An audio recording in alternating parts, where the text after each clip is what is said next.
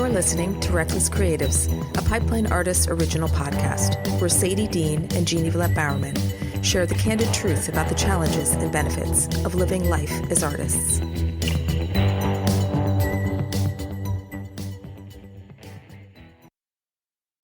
I don't even know where to begin with this one because you where do we are begin? two of my favorite people. So I can't say, hi, Sadie Dean. It's like, hi, Sadie Dean. Hi, Zack Gutin. I feel like the three of us were destined to be a trio at some point, don't you? This is long overdue, I think.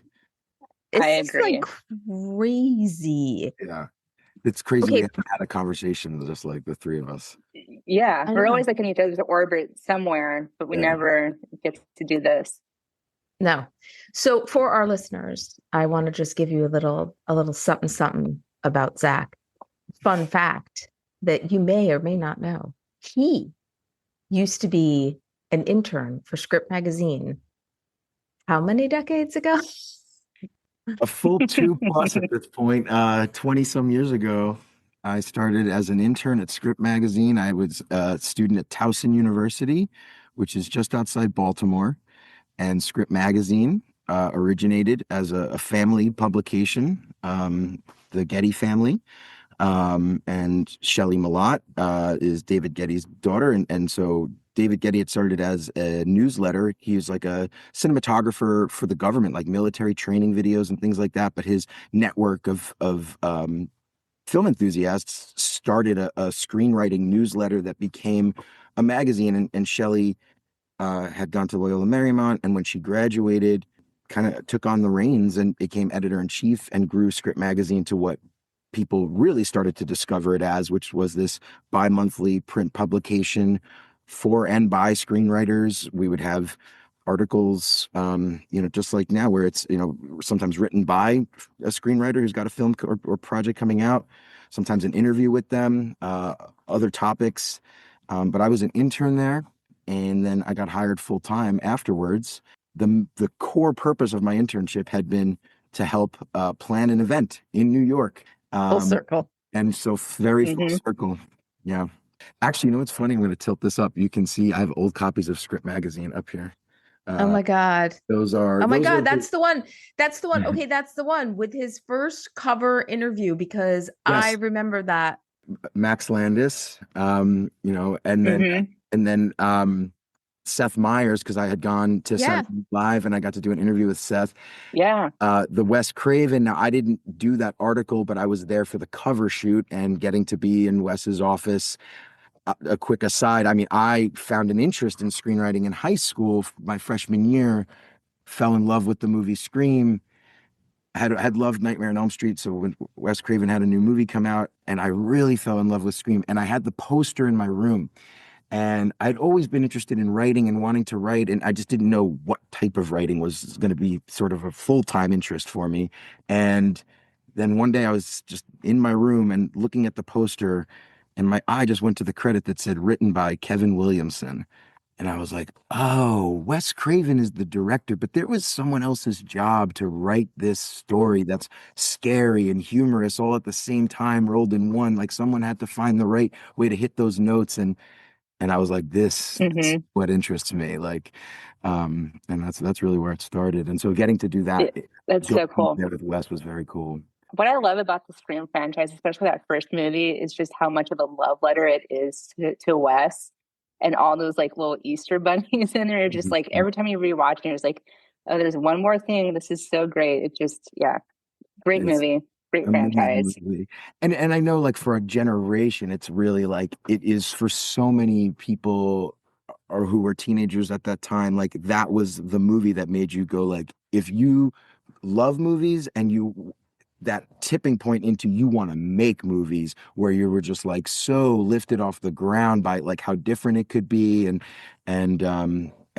creative, and you're like, oh, that's fun. You get to do that on the page. I think it's like so interesting too, how the three of us we're all writers. We all started off in the creative space and the creative side, writing those scripts, those spec scripts, all this stuff, pitching, blah, blah, blah. And we have this, I consider it a total honor to work with writers trying to break in and like to be with that like kind of out of that community of people who have the dream, and that we actually found a way to write ourselves but also be around it all day long as like a real job. That's pretty stinking awesome. Yeah, I mean, community is the right word, and I think for community to really centralize and find a place takes people who are the rally cry. They are the person that's kind of like getting that going. And certainly, Jeannie, like the way you've always been on social media, the way you encourage people and drive people. It's not just like get back up and go, but like, hey, let's write for an hour. Like let's not just like take our lumps, but let's also be moving forward. Let's always be working.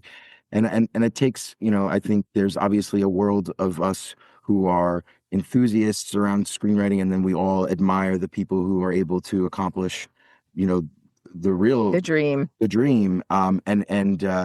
And I think it's important for that community to exist, because in my 20 years, I've seen a lot of people emerge from that community into that dream, and it does happen. And the way that it happens is through encouragement and other things like that. So it's important for that stir to take place. I had a conversation with somebody the other day, a professor who's teaching screenwriting, was a professional screenwriter first and teaching screenwriting.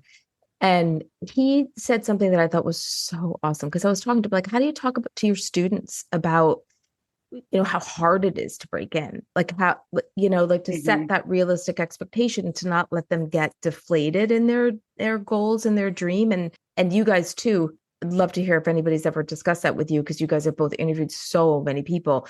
But he said to me that how he looks at it is, he goes, how like some people find joy in like gardening or, well, some people find joy in doom scrolling, but like, but some people, they find joy in like these hobbies or these little, like somebody loves putting their headphones on and mowing the lawn. They find it very therapeutic, or yoga or whatever.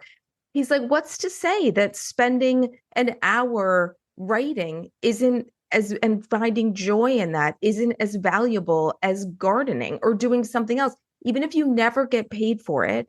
If you had this incredible joy doing it, why isn't that valid? Like, that is still a very valid thing. And I loved that response, because it was like, yeah, you're right. Like, because it's more than just putting words on the page and getting $1 for it, like a money amount for it. It's when you put words on the page and then you go pitch it, and then you meet people, and then you have this incredible experience, like, that you never would have had. Like, I literally live in a town with one traffic light and 4,000 people, but I have been in HBO offices. I've been in Johnny Depp's offices. I've, broke story with Oscar winners. Like, never in a million years did I think I would do that. Do I have a produced feature? No. But I had these incredible experiences that I would trade for anything. And I think if people, think about their expectations and managing them, it's easier if you set a realistic expectation. I'm not saying don't set the big goal, but if you set this realistic expectation, you can exceed that, and you can just keep going one more step. Has anybody you guys interviewed talked about what it would have been like what kind of value they get out of just the writing? One thing I think I've heard writers say a lot that is true is this feeling of like a story or characters are sort of like forcing themselves out of your own brain. Like they're stuck in there, they need to come out. And that's what gets them to the keyboard. And I think that is many ways, Jeannie, like that form of therapy. And to that point, by the way, I mean, there's art therapy in rehabilitation clinics, there's dance therapy, there's music therapy. Arts are used in therapeutic matters professionally. It is a clinical approach to therapy in many ways. And writing is just another form. And for someone out there who would not want to dance as a form of therapy, but might want to write instead, or do, like this just should be another outlet. So always, if it provides a sense of therapy, it has value. And then I think, the idea of having expectations that even that should be enough keeps you at the keyboard, because if you only see this long way off dream that just keeps kind of keeping its distance from you, you start to feel discouraged, as opposed to just taking a value in that time that you spend writing every day, bringing yourself to the keyboard. And you never know where that can get you in the long term if you stay at that keyboard. I forgot the most important thing. Okay, What? everybody. Oh my God. Okay, so this reminded me because this is what reminded me to say the most important thing about this episode right now, at least the beginning. Zach had mentioned about, writing and keeping with the keyboard. I was about to say it's a great example for your children. Guess what happened? Yeah. Guess what happened, everybody? We had a little break of Reckless Creatives, which you probably didn't notice because we banked a whole bunch of episodes and I doled them out over the past few months. But our Sadie Dean had a baby. I had a baby. I She had did. a baby. Yeah. Thank you. Thank you. You got a She's baby. awesome. She's we don't know if she'll be a writer or a producer or what, but she's very intense and very serious, and who knows? Who knows? And she is going to be playing with Sadie's guitars. She is. I've been. I have. You can't see, but I have a keyboard, like a piano keyboard, built into my desk, so I can pull it out. And we've been recording some songs with her. She just. Oh my God. I let her go to town. So she's got some new masterpieces sitting on my computer. I'm sensing a new Reckless Creatives theme song coming. It's pretty dark and spooky. It definitely takes you somewhere. So I'll send it to you, and you could be the judge of it if you want to use it. Awesome. Well, I personally am beyond thrilled, and you can't even imagine the smile on my face when I see pictures of that sweetheart. And but I'm also really thrilled to have Sadie back. And it was and Zach was a perfect first episode back because we're all family with each other. So it's like Uncle Zach, Aunt Jeannie.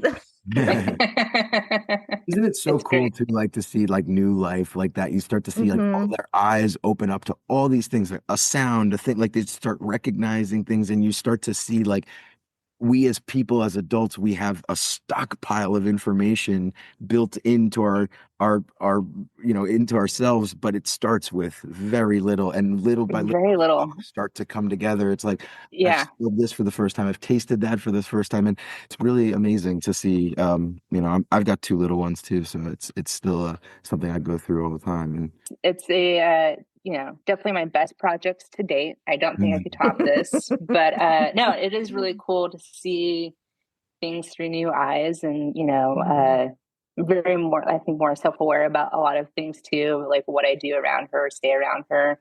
But yeah, she's also so smart, which is so crazy too. It's like, how do you, like, I feel like you've been around for 40 years and have all this wisdom. Last week we introduced oatmeal to her, baby oatmeal, and it was just like the coolest experience of her just enjoying that now. And now she wants everything that's on your plate, what's in your cup. She's all on board. But no, it's really cool. Those doors unlock, like, oh, there's other flavors out there. Tell me more. Yeah, what is that? Yeah, what's on that plate? Yeah, give me the fork. It's fine. Yeah. Looking at the world with the eyes of a baby, it also artistically, like it makes you look at things differently. Like, how can I do something new and creative, and how can I give that sense of awe to my readers or to the people in the theater, whatever. Yeah, absolutely. There's definitely that sense of like, what is my purpose with my art, and that sense of impact I want, especially when I want to leave for her. And there's also, I've noticed, like, there's just certain things I just don't want to watch because it's just like, nope, too dark, or just like something about like moms losing their babies or families being torn apart. Oh my God. Don't want anything to do with that right now. No, thank you. I was gonna commercials, all of it. Yeah. I felt the same way too. Like it was amazing what a light switch that was, where it was like, nope, not interested in those sorts of things. And like, it was like, just certain points of sensitivity that emerged as soon as parenthood emerged, where you're like, nope, I don't want to know about those things. Or yeah. Two movies I can think of profound emotional experience was Titanic. The thing was sinking, and she was in the cabin with her babies, just reading to them. I was a sobbing mess. And then Toy Story 4 came out right when my daughter was going off to college, and I took her to see it. And I came and I was bawling, and I came home, and never has this happened to me before. When I watched a movie, I literally cried for a full hour after I came home. And my husband was like, "What is wrong with you?" I'm like, it was unbelievable. It's Judy. It's so funny. At the risk of showing my messy office here, I'm going to tilt my screen so you can see something here. You can see I actually have like a Titanic Oh my model God. here and all of these books about Titanic. I've always been like like fascinated with Titanic as the history of it, Yeah. the rescue involved, and there's just Yeah. so much. Yeah. And of course the movie. But so my daughter's almost 10 and she started to learn about it. And so Mm, I thought to myself, I was like, there's obviously parts she shouldn't see, but maybe I could show her some of it, like some of the, Hmm. like let her see some, and ooh, that was a bad idea. It was like it was amazing how it won't be your last bad parenting idea, yeah, just oh, so I'm you know. sure. Rating systems, they, for what it's worth, they do have the right idea in mind where it's like at this Mm, age they shouldn't see this. And it was the scene where the water comes kind of rushing through, and a father who's holding his son, both they both get kind of swept down the hall, and it was over for her at that point. Like, and I didn't mean I had sort of it was like sort of a insignificant otherwise point in the movie that I had forgotten was Yeah. there. But it's one of those things where you're like trying to introduce things to your kids and you're like, oops, that was too much. Um, but it was Titanic too. I felt the same way that like just the parenting moment there, just heartbreaking and yeah, but at the same time, I will say it's so fun when you get those things right. And hmm for what it was worth, like Close Encounters of the Third Kind, my daughter really Ooh. bonded to it, loved it, was soaked Yeah. into it. She had really loved E.T. and I felt like she could kind of graduate up a little bit, and she was so into it. And I was so proud of her for being into it and recognizing certain parts of it that were kind of resonating for her. And I was like, yes, you're picking up on the things that are. And so it was that was a very cool moment, and I look forward to more of that, where I get to kind of share those things with her at the right times. The Because right time. yeah, But uh, like, don't you find that watching something like, I don't know how old you were when you first watched Close Encounters, for example, but like watching it then, what you get out of it, and then when you watch it later, decades later, mm, and you Hmm. get something totally different out of it. Or, I mean, to me, those are the kinds of films that are just so powerful that that message never gets old, or it just sort of, as you get older, you get something different out of it. And watching your Totally. kids watch it. and scripts. I've gone back to things that I've written and been like, all of a sudden I'm looking at it through a new perspective. Something that I wrote about, like I have a high school comedy that I've written that, the teenagers in this movie are doing things that now as a parent, I'm like, oh my God, like, why am I letting them do that? Like, it's like that. My version when I was in my 20s, like had a lot more fun with it. And now I'm like, well, maybe they shouldn't. And I'm like, no, they absolutely should. But it's, yeah, your parenting filter comes on. But I also feel like it kind of speaks to, like people always talk about like Hollywood having ageism and, being having to be 20 something to really break into. As a parent, it's like it's a completely different life experience now. Like Hmm. you need to live and have these experiences in order to write about them. And I'm not saying every writer has to be a parent, and I'm not saying that there's that writers who are not parents, even if they're 60 years old and not parents, don't have a lot to say. They obviously do. But it's just really my point is about getting older and living life and however one Hmm. chooses to live it. You have to have that experience to write an interesting story. I'm sorry, but anything I wrote in my 20s was just like love angst and stupid. As it should be, as it should be. I found with being a new parent too, in terms of productivity, it Mm, is very precious. So if I get like, she's great, she's a super low key kid, but like if I could get like 30 minutes, it's like, okay, what am I going to accomplish? What can I get done? And I think it's made me more productive than I used to be, 20 mhm. years that I've been doing this. It's like, oh no, I'm like, this is really important. I should, use this time wisely. Where it used to be like, well, I have 3 hours today. I can do whatever I want. And maybe I'll get to this thing. Now it's like, wow, I actually finished this thing. Like I've been working on lyric videos for my album. I'm like, I'm actually getting this done. I've been talking about it forever. But now I have the kid and she's like this little person who's like, you gotta make sure you get this done, even though she would rather play. But it's great. Anti-procrastinator. It's like that expression when they say, when you want something done, ask a busy person. Yeah. Yeah, no time to wait. So speaking of busy person, okay, Zack, let's talk about storytelling 360. Yes. What, because I'm so excited about this. I have to really, oh my God, it's next month. Are you going? I'm gonna try to get down there. I mean, it's kind of You better lame go. if I don't. It's just like a 2-hour train ride, right? I hope you're there. Yeah. What got you interested in doing this? I know you did a little event for Script Magazine 20 something years ago, but like how did this come full circle? And what I think is really great is having an opportunity for writers to hear what writers who have achieved what they're aspiring to achieve, and realizing that they're just regular people. So like, what was your dream about this, and what is it? I know you just had one in LA, but just tell us a little bit about it. I mean, you're really right on the note there. I mean, the idea was like, let's put the best on stage together and let them talk about what they do, and let an audience soak in the portions that matter and resonate the most for each and every one of them. And, we talked earlier about the sense of community. I could go on and on about all the great things that happened with the first event. I think the most unexpected, or the part that worked out even better than expected, was that sense of community, because it got echoed not just from the audience, but from the superstar writers themselves. They enjoy that part of it as well. Eric Roth, WGA Lifetime Achievement Award winner, Oscar winner for Forrest Gump, was our keynote speaker.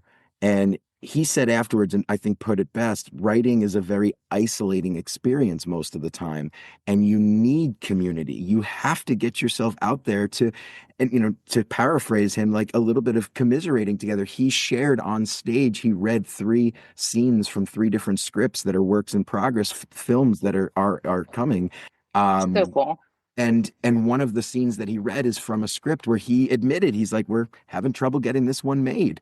And he talked a bit about it. And there is the pinnacle of success and achievement over a career and everything we all fascinate about. And he's telling you that even he's bumping into troubles. And I think every person in the room, all 400 other bodies in the room, could hear that and come out and go, if him, then I can too. If he has to go through that, then I can too. So if it's not easy for him, it just goes to show that the feeling of unease that we go through all the time is just part of the profession. One of the points of inspiration for me is the Austin Film Festival.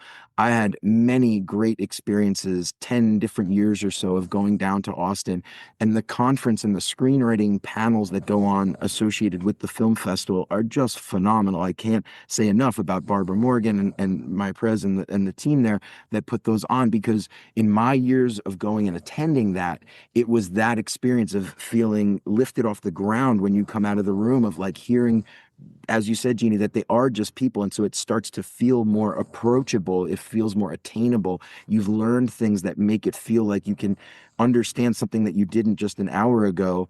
And you come out of those rooms feeling inspired. And so does the person who was sitting next to you and in front of you. And as you walk out of that room together, you start to share in that. When you put that all in one day, and we deliberately put a 30-minute break between each panel, longer for a lunch break in the middle of the day, so that could happen. We want people to not like rush out to the bathroom and rush back into their seat. Go. Oh my God, I love that. Go have a few minutes with each other. And also too, this is one of my pet peeves about like film festivals, when it's like one film right to the next. Like in my little town, there's a film festival. You literally sit there for days. If they don't give you enough of a break in the middle, you can't digest what you just saw and heard. So like giving people a break in between these sessions is genius. What you just said about digesting, and to me, it's also retention, being able to fully absorb what you have in those experiences. It comes with an inherent challenge, which is that as human beings, our brain can't possibly soak in 4 hours, 4 different hour-long panels and really, keep it all in there.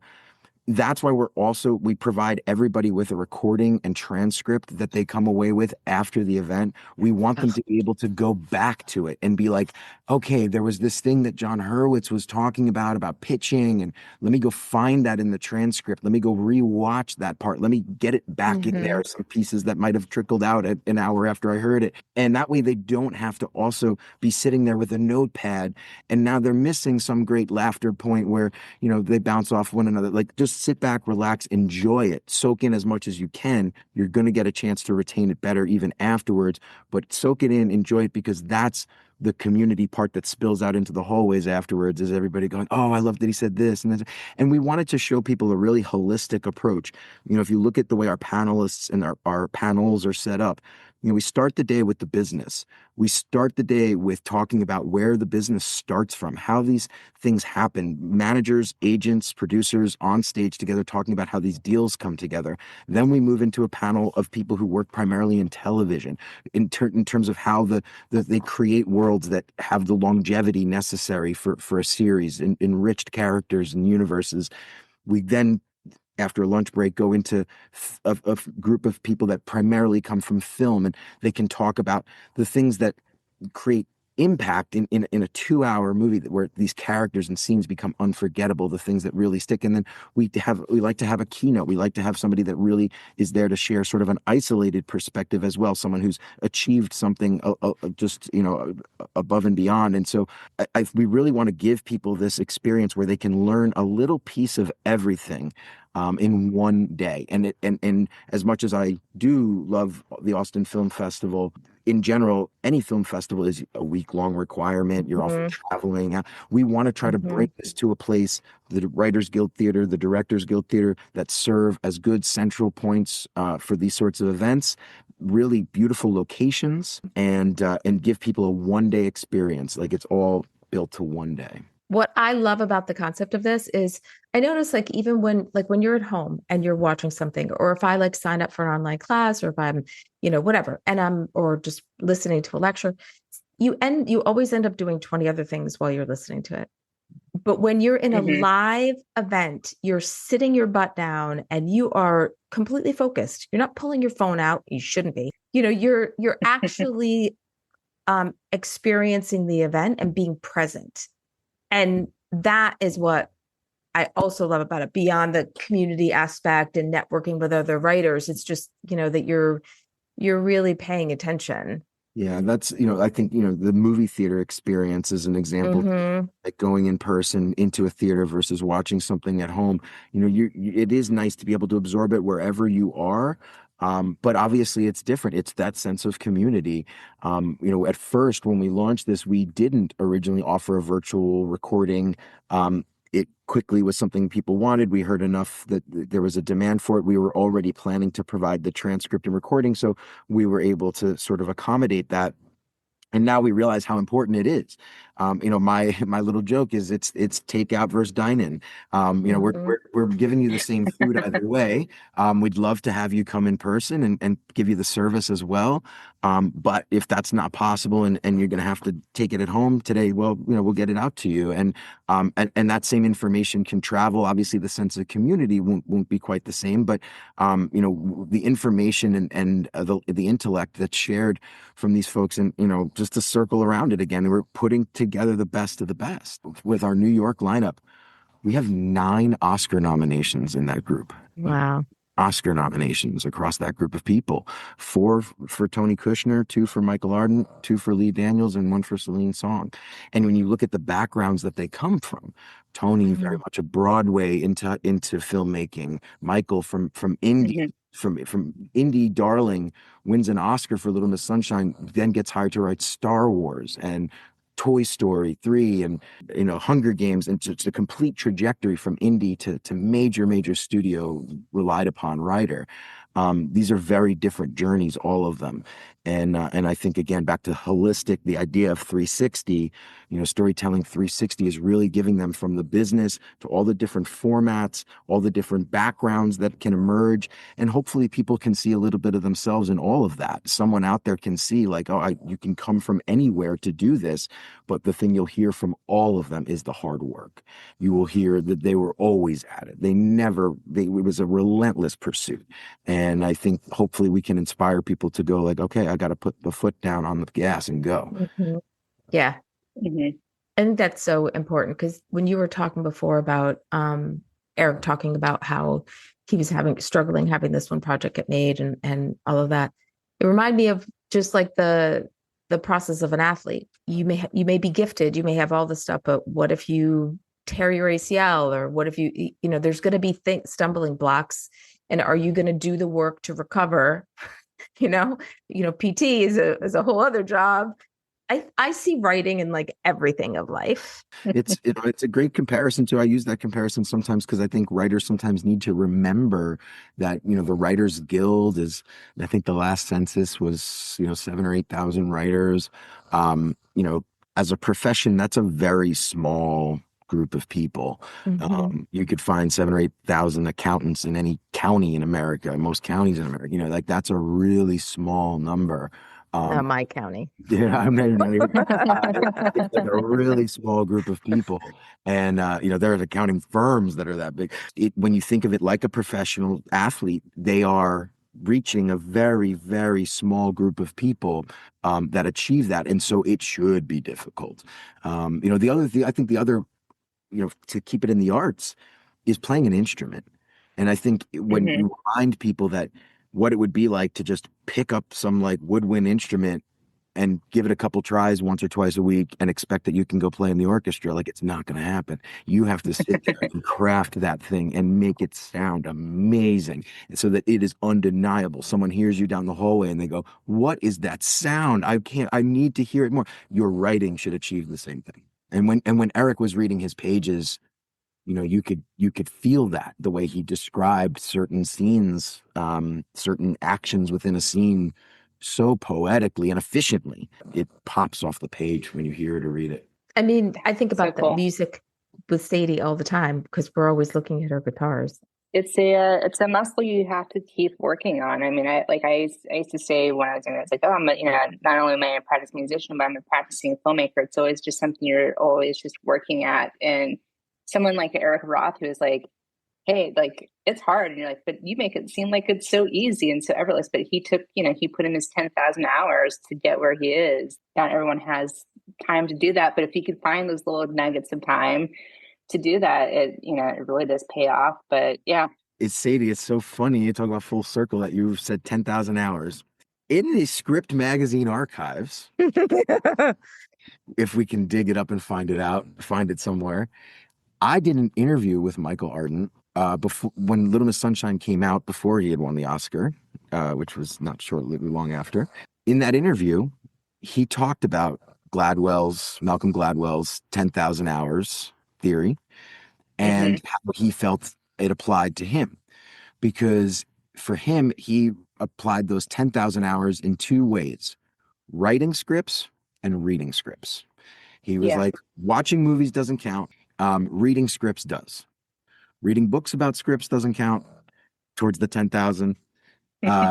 Reading the script does. And he had a long career as a script reader and had really mastered what was working and not on the page, and was able to translate that to his own writing. Then he attributed very much a sense of like, it took him 10,000 hours between reading and writing scripts before suddenly Little Miss Sunshine was out in the world.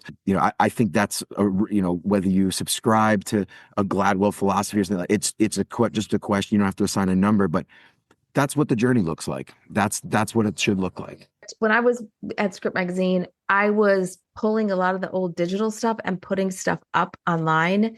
And I did get the Max Landis one on there, something you did about Parks and Rec. That's your author link. I'll put the author link in our show notes. But I remember seeing that interview and not getting it up yet. It's circulated online for a little while too, because I would remember like it was honestly flattering. Like there would be times where you would see it like referenced on like message boards, like, oh, this in this article with Michael Arden. And I was like, was very proud that I had been the one to sort of ask him that question. And to circle around him, I mean, just an absolute master of the craft. And I think a lot of people have come to understand that now. He is not just a great writer. And I think everybody knows Franklin Leonard. Franklin recently did an interview, I believe it was for the Ankler, and they asked him if he had a college curriculum on storytelling specifically, what that would look like if that was his college course, like what that 16-week course would look like. And it was around week 5 or so. He said he was going to have Michael Arden come in as a guest speaker to do his lecture on endings. And I must tell, oh my God, I love that lecture. Yeah, if anybody is listening to this and does not know about this, this is out there in the world. You can find it online. Michael Arden used to give a lecture at Pixar. It was originally intended as like a private lecture within the walls of Pixar that eventually started to circulate out. It's a lecture called Endings. It's about writing great endings. He uses Little Miss Sunshine and Star Wars as examples. Of course, it's not just about endings. It's everything you do to build to that ending. And I think he then later gave a lecture called Beginnings on a similar concept, just kind of the flip of it. But go seek out endings, get your notepad ready. You're going to sit there. You might want to watch it twice. It's in depth. It's complex, but it's correct. He really shows you the beat structure of building to a crescendo that leaves people remembering. That is part of what one of the panels that we cover is how you make projects that leave people unable to forget. I share that every once in a while on social because it's so good. And I will put the video link in the show notes. Don't you worry, people. Soak it in. Be ready. Like clear your afternoon. Like like buckle in for it. It's amazing. If you're not familiar with Star Wars, it might be worth watching just because he draws correlation. But as long as you've seen Little Miss Sunshine, I'm not a huge Star Wars fan. I was able to fully follow him just using that example. It's phenomenal. He's phenomenal. Yeah, absolutely. I'm curious, Zach. So you've been doing this for a while, and you found ways to help mentor and inspire other writers and whatnot. Putting on these events and meeting, rubbing elbows with these great storytellers. Does it rub off on you, and do you get to go home and pluck away at your keyboard and write still?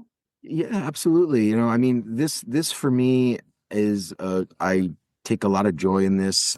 I said when I introduced the event in LA, when I came on stage to welcome everybody, I was like, I'm going to be sitting here with you guys. Like I'm going to be like sit right back down and taking this in the same way you guys are. And of course, the necessities of planning events start to pull you away in different ways. But I have absorbed it as much as I could in person. As you'll see, like online, we circulate a lot of some of those social clips. That's me going through and watching me. I love what Dan Gore said here about this note that he got that changed the way that they structured this character on Brooklyn Nine-Nine. I love that Eric Ross has a little soundbite of what makes great writing, and it's all about subtext and utilizing subtext, and it's like a 30-45 second clip, and that clip online is me going, oh my God, I just love this. I keep wanting to rewatch it myself. I should put it out to social, make sure everybody's seen that, and of course that's what we hope people are doing with the recording too at home, is that they're going back and rewatching it and going, oh, I forgot he said this, or I forgot that he said this because of that other thing that I didn't really absorb the first time through, and enjoying it. And what we are hoping to build is just more and more of these. The goal for this first year was LA and New York. We're a few weeks away from mission accomplished. Of course, we've done some good along the way, raising $10,000 for the Entertainment Community Fund as part of this. It has to be mentioned that's why these writers are doing this. They're not doing this because I asked them politely. Maybe that helped, but the goodness of their own hearts. They recognize that a lot of the money from this is going to the Entertainment Community Fund. back to your question right in the beginning, Jeannie, of like what inspired this. Now, I actually wanted to do these events forever. I've always wanted to do these, going back to my first experiences at Austin, being like, oh my God, this would be so great to just like have a Sunday where like you could go and just plop down in the theater all day long, watch these people. The idea emerged after I had left my many years at Final Draft as well. The idea was kind of stirring around in my head. The pandemic hit, kind of flattened that for a long time. And then coming out of that, it started to, the idea of community events started to come back, but it was the fires this year. The fires this year in LA, where all of a sudden there was this kind of rally cry behind different causes, one of them being the Entertainment Community Fund, because these causes had really emptied their fundraising coffers to help people. That's what the money was there for. But then you look and go, well, as an organization, how do they get back on their feet to do this again the next time something happens? And that's where I felt a momentum push from the industry in trying to fundraise for those organizations. And I was like, now we've got a reason to do it. Warren Late, executive producer of Law and Order, who will be at the New York event, he wrote back to me when I had asked him, he's like, you had me at donation to the Entertainment Community Fund. Like that to him was, that was the reason to do it. And I think that's, whether said or unsaid, is pretty much true for all of these folks. And that's really cool. That's this year they're the beneficiary, the ECF, in the big picture, whether it is them or other organizations that will choose to help support with this. But this will be the goal, is to do this in New York every year, in LA every year. We've announced July 2026 in London at BFI South Bank. So great. LA, London. And then we hope that there will be a fourth one each year that'll sort of float around. Our goal would be to maybe have that be somewhere in Atlanta or Australia, or like just each year have a fourth one that dances around Toronto into another sort of like film coming. And I think people need them. I think in community is important. It keeps people moving forward, trying, and great stories come out of that effort. Someone breaks through and we all enjoy it as a result. So absolutely. And I feel like we need this now more than ever with strikes and COVID and the wildfires, and who else knows what's next. But, it's all good storytelling fodder, but, having a community to share the joys, the ups and downs, it's good for the mental health too. Yes. Yeah. Exactly. And I think it's great too that having them in different places. I'm sure there's like a little challenges, like you're in LA. So obviously everybody thinks of LA, that's where everybody is. But there are so many professional writers all over the world now. They're all over. Would you ever think about doing like a playwriting one, or like something that's like a different medium? Yes, all part of the picture. Podcasting. We want to open up the idea of storytelling in all of the different ways that it is accomplished. Novelists, and obviously we started to touch that a little bit with the New York event too. Definitely, that's absolutely the bigger picture, is to start to open up, and not just in person. We realize that we can do more, and do more frequently, by also opening up other virtual options. And that's going to be part of our plan too. And I wanted to say, because you kind of reminded me of something, is like the writers are everywhere, is such a beautiful, almost like cascading of like reaching out to people who I thought were in LA for the LA event. And some of them being like, oh, I recently moved to New York, or I recently moved to London. And hey, if you do this in New York or you do this in London, let me know. And I was like, okay, well, I kind of wanted to. So now I feel all the more encouraged to have some seeds in place. So, Tony Kushner is a great example of that. I was, for whatever reason, under the impression he's definitely a New York guy through and through. I don't know why I was under the impression he was in LA. But when I asked, he was very polite and saying, I'm based in New York. And I was like, but he said, I would love to do it if you come here. And I was like, I think we're going to have a date in October. Hang tight. And sure enough, he made very good on that. I won't say who, but because we'll want to announce, but similar situation in London, where someone I reached out to that people I think will be very, very excited about. And I think that'll be a really exciting person to announce in the months ahead as we confirm it. One of the most rewarding parts, obviously, is getting to reach out, like Sadie, like you said, kind of rub elbows and be in touch with these folks. I've had that pleasure and privilege doing interviews with people my years at Final Draft. I mean, you can see like this is all signed by J.J. Abrams to me, and Mitchell Hurwitz and the Jimmy Kimmel staff, and I've had that. It's been a pleasure every single time. It never gets old. And in this process, there was so much necessary to build the roster of people. You have to hear some no's along the way too. And Yeah. the no's, I will just say, are one, all people that would be equally as exciting as the yeses, and how enthusiastic they were about doing it some other time, because it was like, well, I'm off on a shoot then, I'm not going to be there then. Everybody wants to participate, and it's been the most flattering part of this, and it's just, to me, a sign of what we're going to be able to deliver long term. Like, people want to do this, and I think we're going to give people great experience on both sides, on stage and in the audience, so that they want to keep coming back and doing it. And I'm really proud of how that all gelled together, that they were enjoying it with one another. Quick, I know we're out of time. The writers, We're never out of time. John Hurwitz, and how much the writers enjoy this. And I hope this kind of can resonate through for people, just how much fun this becomes. Even the big writers are enjoying one another and enjoying the experience. Marta Kaufman, the creator of Friends, and John Hurwitz, the creator of Cobra Kai, are both big New York Met fans. And so I knew that about John. And when he got there, he and I got talking about baseball. You can see behind me, I'm a big baseball guy. And then Marta came in. And right as she came in, she kind of right into the conversation, because she was a big Mets fan, is a big Mets fan. And it turned out that her and John had gone to the same World Series game like 10 years prior, 20 years ago. And the rest of the day, they were, off one another. They were on the same panel together. And if you watch the video, they're bouncing off each other the whole time on the two different ends, feeding off of each other.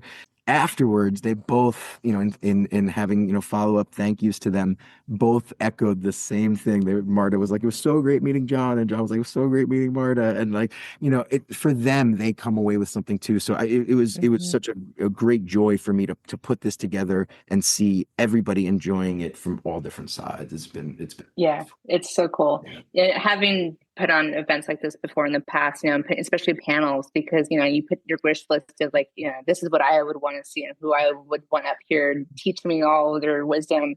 But it's also kind of like putting it as like a dinner party where it's like, okay, who on this panel will vibe with each other? Can they get something out of it from each other as well? Because you want them to network too and get something out of it beyond that. So it's like, once that pays off, you're just like, I did it. I mentioned to Lee Daniels' team, because they were asking, like, some of the questions that might come up for him. And I said, one of the best parts of this is just as they start answering questions and the other person has, alternative opinion or approach, and they volley off of one another, those are the best parts. And that's where I say, just let people sit back and enjoy.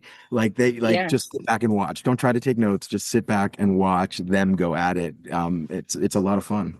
Yeah. And I bet how you pitch this to them is the first thing you say is, well, I used to be an intern at Script Magazine.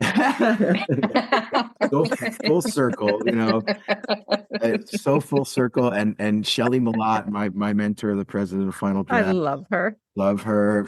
Editor in chief of Script Magazine.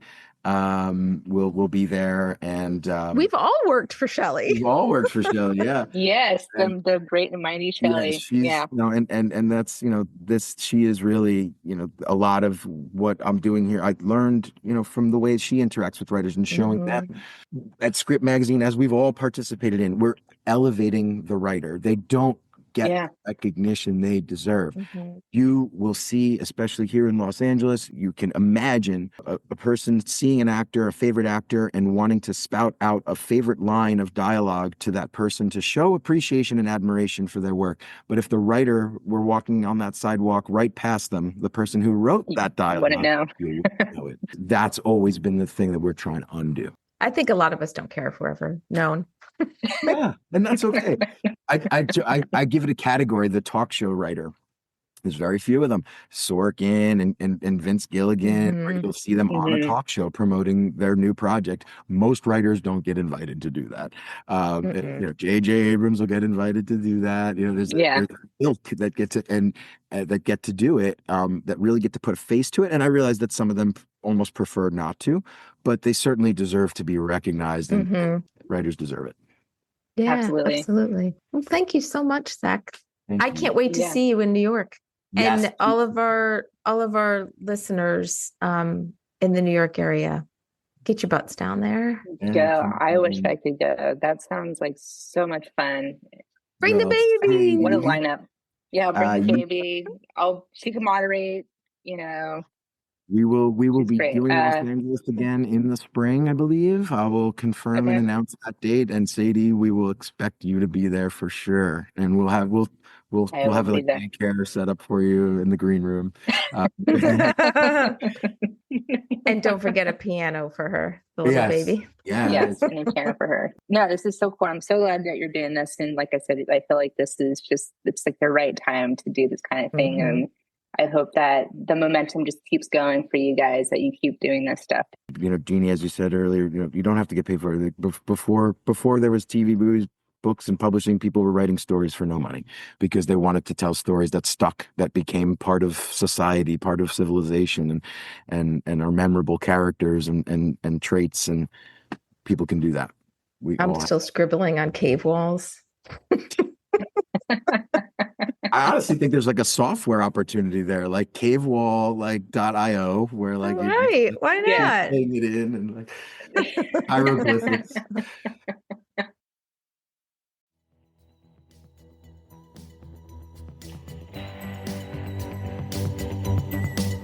Reckless Creatives is a Pipeline Artist original podcast. Like, subscribe, and follow us on social media at Pipeline Artists. And find more info at pipelineartists.com/listen. Until next time, stay reckless.